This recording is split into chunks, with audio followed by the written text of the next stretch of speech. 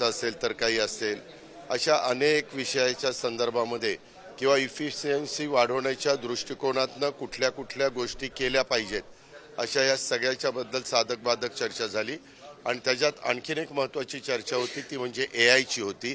कारण आपल्याला सगळ्यांना माहिती आहे, कृत्रिम बुद्धिमत्ता ह्या गोष्टीचा वापर करून सर्व क्षेत्रामध्ये त्यांनी अंतर्भाव केलेला आहे. त्यावेळेस आपलं कृषी क्षेत्र पण ह्याच्यामध्ये मागे राहायला नको, म्हणून आम्ही सरकार म्हणून पण प्रयत्न करत आहे. परंतु त्याचबरोबर VSI हे एक महत्त्वाचे संशोधन केंद्र आहे आणि त्याच्यामुळे यांनी पण यंदा साधारण 5,000 शेतकऱ्यांना, आपल्याला पहिले होते 9,250, आता 18,250 रुपये इन्सेंटिव्ह हेक्टरी द्यायचा निर्णय घेतलेला आहे.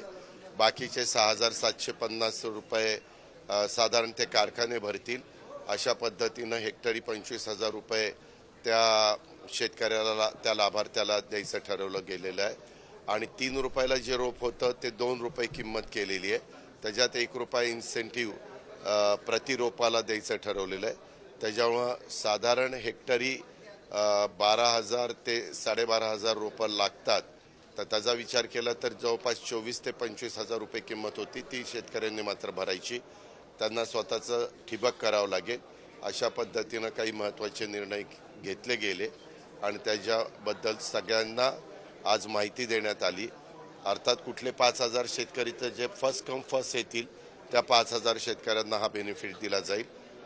यदा कदाचित महाराष्ट्रातल्या काही भागातल्या शेतकरी 5,000 पेक्षा जास्त वर आले तर मी तिथं सुतोवाच असं केलं की त्यांच्याबद्दल कृषी मंत्रालय काय तो निर्णय घेईल. मी कृषी मंत्र्यांशी आणि राज्याच्या प्रमुख देवेंद्र फडणवीस साहेबांशी बोलून त्याच्यातनं मार्ग त्या ठिकाणी काढेल. कारण मला जो अनुभव आहे, एकदा शेतकऱ्यांनी दुसऱ्याच्या कुणाच्या शेतावर AIचा वापर केल्यानंतर ऊस घेतला तर पाण्याची बचत होती, खताची बचत होती, टनेज वाढतं, अशा बऱ्याच काही गोष्टी होतात आणि जमिनीचाही पोत चांगला राहतो. तर शेतकरी पुढच्या वर्षी, आणि ही योजना म्हणजे VSIची ही यंदाच्या वर्षी करताच आहे. पुढच्या वर्षी शेतकऱ्यांना एकदा अंदाज आला किंवा टनेज जास्त निघतं तर मग शेतकरी पुढे येतील. मग त्यावेळेस मात्र राज्य सरकार जे काही धोरण ठरवायला पाहिजे, काही इन्सेंटिव्ह द्यायला पाहिजे, त्याबद्दलचा निर्णय राज्य सरकार. मागच्या वेळी राज्य सरकारने निर्णय घेतला की नुकसानग्रस्त भागांना कारखानदारांकडून 15 रुपये घेण्यासंदर्भातला, त्यावर पवार साहेब म्हटले 15 रुपये, 1 मिनिट, 15 रुपयाचा नव्हता निर्णय झाला.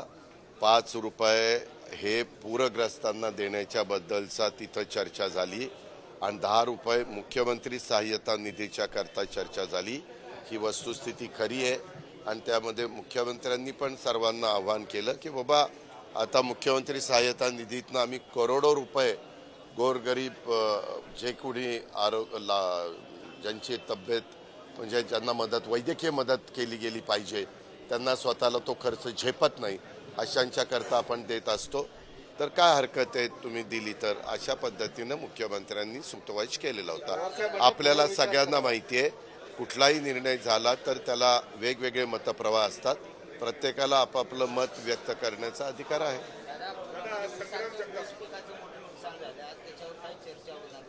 अहो, त्या संदर्भात पुराच्यामुळं पूरग्रस्त भागात मोठ्या ऊसाचं, लहान ऊसाचं जे नुकसान झालंय त्याला काय शेतकऱ्यांनी निर्णय घेतला पाहिजे किंवा त्याच्या संदर्भातले आता पुढची कारवाई केली पाहिजे, ह्याबद्दलची माहिती देण्यात आलेली आहे. त्याच्यात त्यांनी प्रेझेंटेशन पण दिलं, ते सगळ्यांनी पाहिलेलं आहे आणि तशा पद्धतीनं शेतकऱ्यांनी करावं, साखर कारखान्यांनी करावं असं आवाहन केलं.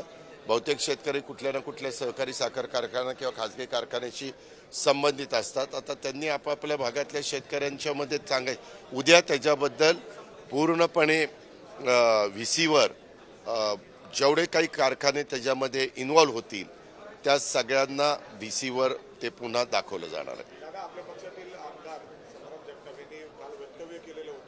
तू काल नव्हता का माझ्याबरोबर? मग मी काल सांगितलं होतं ना की हे पक्षाच्या विचारधारेला धरून नाहीये, याबद्दल आम्हाला त्यांना नोटीस काढावी लागेल असं मी सांगितलेलं होतं. तशा पद्धतीनं नोटीस काढलेली आहे. शेवटी तुम्ही एका राजकीय पक्षाचे सभासद असला, सदस्य असला, तर त्या पक्षाच्या विचारधारेपासून तुम्ही काहीही जरी बोलायला लागला तर कुठलाच पक्ष ते सहन करणार नाही. म्हणून नोटीस दिलेली आहे. काही प्रोसिजर असतील. नोटीस दिल्यानंतर त्याला काय उत्तर येतं ते उत्तर आल्यानंतर आम्ही निर्णय घेऊ. बाकीच्यांना मला काही बोलायचं नाही. मी तुला नेहमी सांगतो, तो लोक मला इतके वर्ष ओळखतो. मी इथं जे VSIच्या मीटिंगला झालं ते व्यवस्थित सांगितलेलं आहे. पुढं साधारण आम्ही कृषी विभाग काय करणार आहे ते सांगितलेलं आहे. राज्य सरकारची भूमिका त्या ठिकाणी सांगितलेली आहे. परंतु तुम्हाला बऱ्याच जणांना ह्याच्यात इंटरेस्ट नसतो. हा असं म्हणला त्याच्याबद्दल तुमचं काय मत आहे, आणि त्यांनी तसं केलं त्याच्याबद्दल तुमचं काय मत आहे? मला काही फरक पडत नाही. हा, दिवाळीच्या आधी देण्याचा प्रयत्न आहे. मी मुंबईला जाणं उद्या आहे. मी उद्याच्याला चीफ सेक्रेटरीला पण दुपारी बोलवलंय. आम्ही सगळ्या जिथं ही पूरग्रस्त परिस्थिती निर्माण झालेली आहे तिथल्या जिल्हाधिकाऱ्यांचे सगळ्यांचे रिपोर्ट शेतकऱ्यांचे आलेत का, रिपोर्ट आल्या आमचे जे काही तरतूद करायची किंवा जो काही निधी उपलब्ध करायचा तो आम्ही तयार ठेवलेला आहे. आम्ही ताबडतोब DBTद्वारे त्यांच्या अकाउंटला पैसे पाठवणार.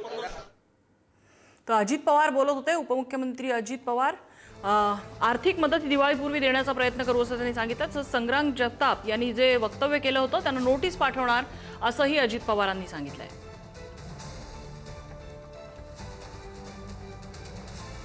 दिवाळीच्या वस्तू खरेदी करण्यावरून संग्राम जगताप यांनी वक्तव्य केलं होतं. त्यावरून आता अजित पवार त्यांना नोटीस पाठवणार असं त्यांनी स्पष्ट केलंय.